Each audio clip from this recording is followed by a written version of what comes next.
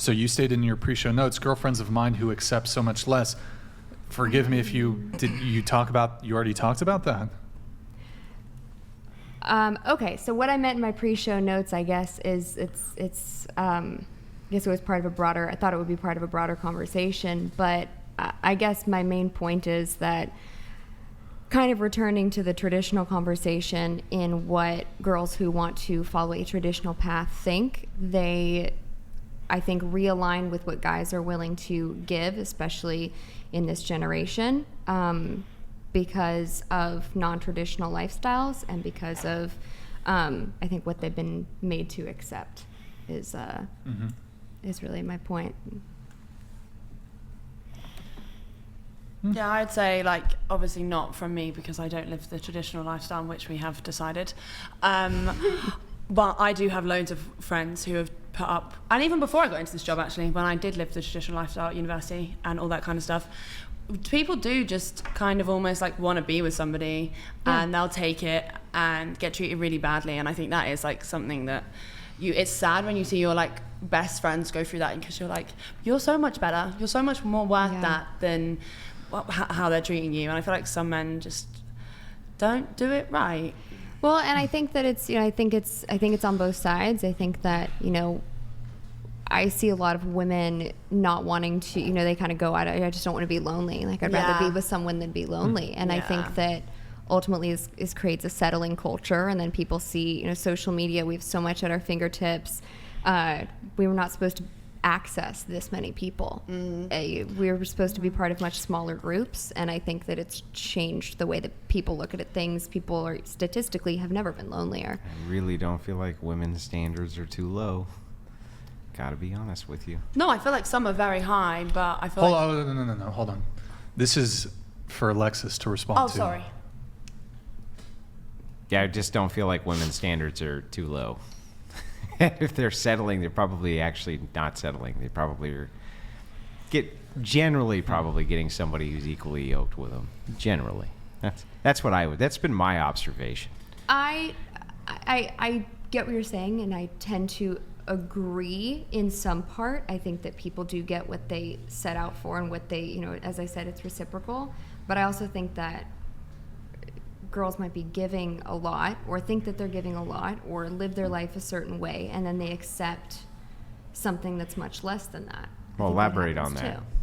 I think people, I know girls who live a very traditional life, and they want to, give everything to their boyfriends, and, be very faithful, and have a lot of integrity, and be very trustworthy, and I can't say the same about their boyfriends, and that's... Where are all those women? Off of the internet. Yeah. Well, I mean, honestly, like, where are all those women? Because right now, what you're talking about, there's guys out there who are watching this who would pay you whatever you wanted in order to go to wherever these women are that you're talking about. Well, that's the thing, and then maybe that's the disparity. They're not on dating apps. They're not really on social media. They have like social media because they had it in college. It's just, that's kind of the thing. What's easily acceptable? What's on, readily available on YouTube or OnlyFans or whatever pod. It's not necessarily you're getting a hand selection of people who maybe that's not what you're seeing, which I understand. I'm not disagreeing with you. I do think those women exist, but I do think that a majority of them just get brainwashed by their friends telling them that they don't need a man anymore, that doesn't give you what you want. I agree. So they just play into this like... Yeah, I don't know. I don't know if I agree on the whole standards too low for women. They just have such low standards. It seems to be the opposite of what I see. Here's the thing. I'm a big advocate for guys. I'm not knocking what guys are doing. I'm not like I'm the last person to carry the pitchfork on that. It's more just I think it's a generational problem where it perpetuates the issue. You see women settling for less. Nice guys think that there's and I'm not saying it starts there. I'm saying it's a circle. It starts the nice guy trope of, there's no nice guys out there, and the nice guys think they finished last, and then there's just, I just feel like there's a lot there being encouraged within the generation. I mean, I think so. I see it a lot. We do man on the streets. We talk to people. We talk about dating apps a lot. It's kind of what you find out there. I still don't know what you're finding out there. I'm still confused. What is it that you're finding? That there's women who are giving too much of themselves to men, or being too I don't actually understand. I guess what I'm saying is the way that the generation sets up how both of the genders are perceived. And I'm also going off of something that wasn't a prompt. We kind of had a back and forth, and my show notes were very brief, and so I'm kind of explaining something that I thought would be a broader conversation, and so I'm not really sure. Okay. I get where you're coming from. Like, though. I'm not dissing guys. I think that guys often are the winners in this situation. I think there are a lot of good guys out there who do feel as though they can't find. I think you're good right. It's like a girls. vice versa. Like girls go out there looking for someone. They can't find the high standards they've set, so they lower them in order to get into a relationship. It's a never-ending cycle. And then there's guys that go out there and they're like, they're looking for their traditional woman.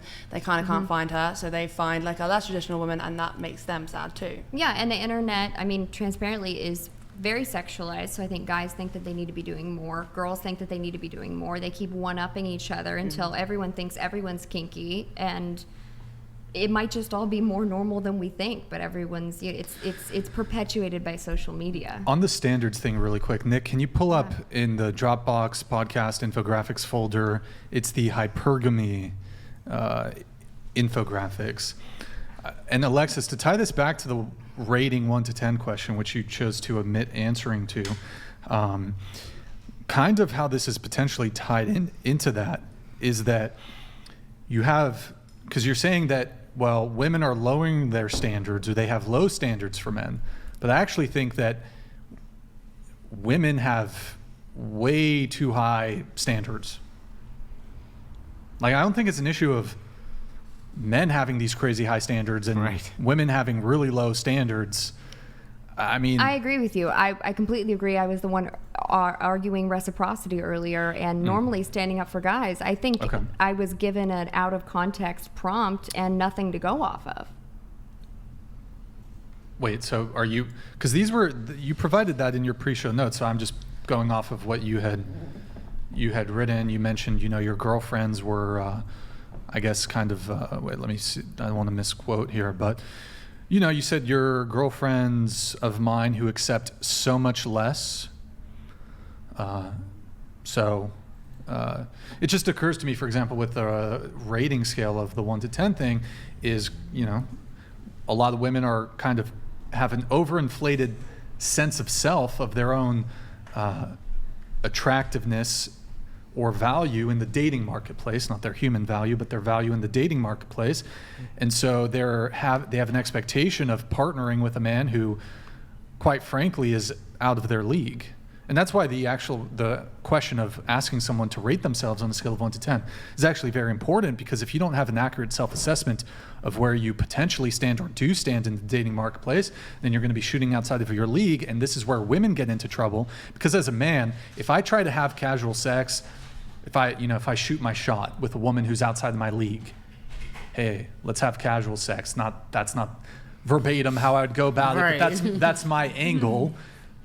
I get instant upfront rejection. I don't get a conversation with a girl who's out of my league. I don't get a date with a girl who's outside my league. I certainly don't get sex with a girl who's outside my league. Now, here's where women get into trouble. As women, men will welcome easy access to sex. So as a woman, you can secure sex from men who are outside of your league. It can be looks, it could be success, it could be socioeconomic status, whatever it may be. You can have a normal woman who's never achieved anything in her life having sex with a man who's at the apex of either looks, status. He could be a professional NBA player, NFL player, et cetera, et cetera. She could be I'm not making a judgment call on here, but she's a nobody, right? Mm-hmm. A nobody girl can go and sleep with an NFL, NBA player, famous rapper, Drake. Drake probably fucks a bunch of nobody women, no offense to them. They're probably beautiful, but nobody status. Well. So now, but those women who can sleep with men outside their league are never most likely going to be able to secure commitment from those men. So what ends up happening is you have women who they think they're here for women. Your league is not the men that you can sleep with. Your league is the men that you can get commitment from and who will marry you. I wish I'd known that when I was like 14, 15, 16, 17, when I started like, unfortunately, like having sex, because Jesus Christ, that made a lot more sense why I never got a boyfriend. Well, look, everybody wants the best that they can get. So obviously you want to get the hot guy, but here's the problem. That hot guy, okay, cool. I can use her for sex.